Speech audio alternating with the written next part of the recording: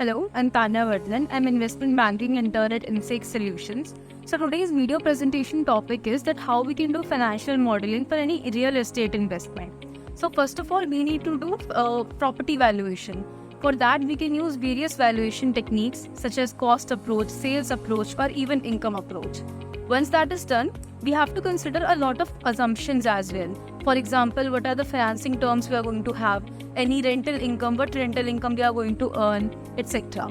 Then we have to find out the cash flow projections of our investment. We should make it as detailed as possible and consider all the expenses and incomes that one can incur in this investment. Once that is done, we should incorporate the financing structure of that investment. Here, we should include information like the loan amount or the interest rate that we have to pay on it and any other finance-related costs that one can incur in this investment.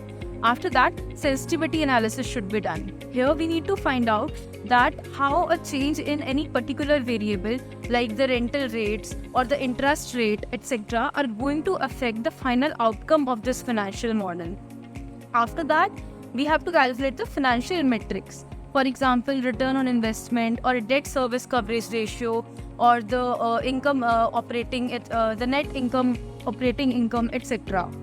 After that, finding out the feasibility of the financial model is also really important. Like we might be using either debt or equity or a combination of both. So we should ensure that it is feasible or not.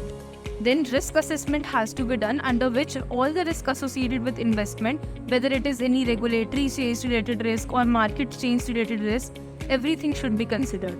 At the end, just make a combined report of all of your findings, whatever you have analyzed through this research, add up in a report and keep on reviewing and updating that report because market changes can take place, new information can be available. So on the basis of that, updating is also very important. So that's what I understood about it.